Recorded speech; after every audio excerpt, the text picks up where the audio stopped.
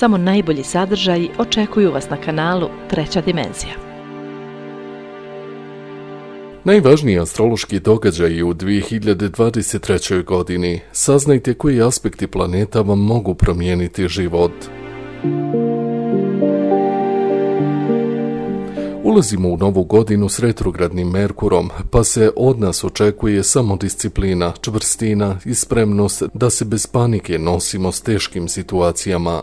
2023. godina počinje s retrogradnim Merkurom, a isto tako se i završava. Važno je da budete efikasni, ali i da se ne opteretite poslom.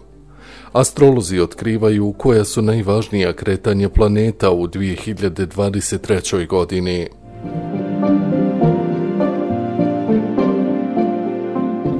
Četiri retrogradna Merkura imamo u 2023. godini.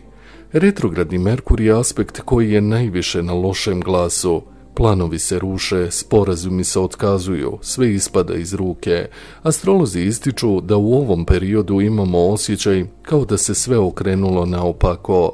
Stvari koje smo planirali i zacrtali u svojoj glavi mogu se okrenuti u potpuno drugačijem smjeru.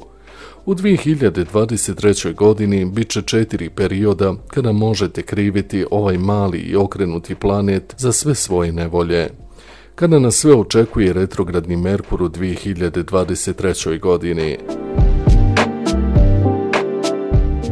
Od 29.12. ove godine do 18. januara 2023. u znaku Jarca. Ulazimo u novu godinu s retrogradnim Merkurom, pa se od nas očekuje samo disciplina, čvrstina i spremnost da se bez panike nosimo s teškim situacijama. Potrebno je biti uporan i ne dati se isprovocirati. Mogu vam se ponuditi laka rješenja za probleme koji se mogu pretvoriti u još veće nevolje. Od 21.4. do 14.5. u zemljanom znaku Bika je retrogradni Merkur. Retro Merkur u proljeće će biti obilježen znakom Bika. Oni koji su rođeni pod ovim sazvježđem u ovom periodu trebaju biti oprezni posebno s novcem. Također važno je da budete pažljivi u romantičnim vezama, pa napravite balans između uma i srca. Nemojte pustiti da vas isključivo impulsivne emocije vode. Sljedeći retrogradni Merkur je u Djevici i to od 23.8. do 15.9. Kraj ljeta i početak jeseni obilježit će retrogradni Merkur u Djevici. Važno je da budete dosljedni svojim ciljevima i pažljivo saberete misli. Pažljivo pogledajte detalje i posvetite vrijeme malim stvarima. Razmotrite svaki korak kako vam planovi ne bi propali.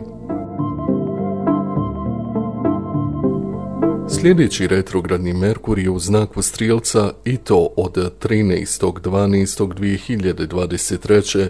do 1.1.2024. Pošto 2023. godina počinje s retrogradnim Merkurom, isto tako se i završava. Prvo će se planeta komunikacije kretati kroz Strijelca, a zatim kroz Jarca. Važno je da budete efikasni, ali da se ne opteretite poslom. Potrebni su vam i zabava i odmor, kako biste napunili baterije i krenuli u nove pobjede. Retrogradna Venera od 23.7. do 4.9.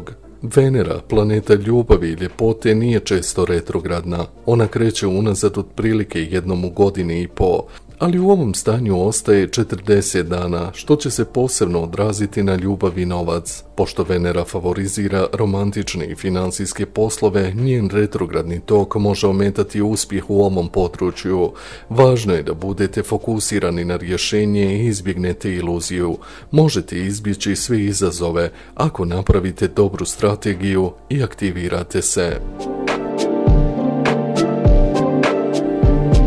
Konjunkcija Jupitera i Venere od 25.2. do 8.3.2023. Pozitivan aspekt koji donosi divan spoj dva magična i sretna planeta. Jupiter simbolizuje veliku strast, a Venera je ljubav koja kuca na vrata. Kada su Jupiter i Venera u paru, očekujte optimistične vijesti i pozitivne pomake u svim područjima života. Mars u opoziciji s Plutonom. Opozicija ovih planeta će se događati u maju. Astrolozi tumače borbu dva ratoborna planeta tako što je sada važno da se podsjetimo lekcija koje smo naučili u prošlosti. Sve što svako može uraditi je da teži povećanju svijesti i prosperitetu, te da nikome ne nanosi štetu. Prelazak Jupitera iz Ovna u znak Bika nas očekuje 16. maja 2023.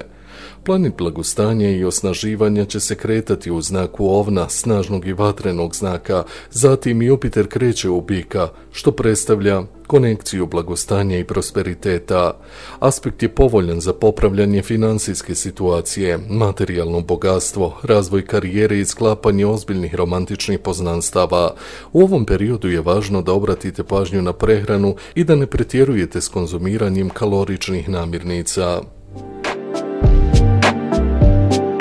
Saturn u Ribama.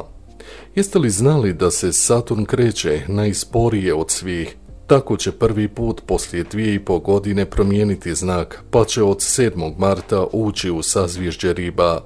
Saturn u ovom položaju može otkriti sve tajne, mnoge stvari mogu isplivati na površinu, a iako je istina ponekad teška, ona može biti i ljekovita i pojačati svijest o nečemu.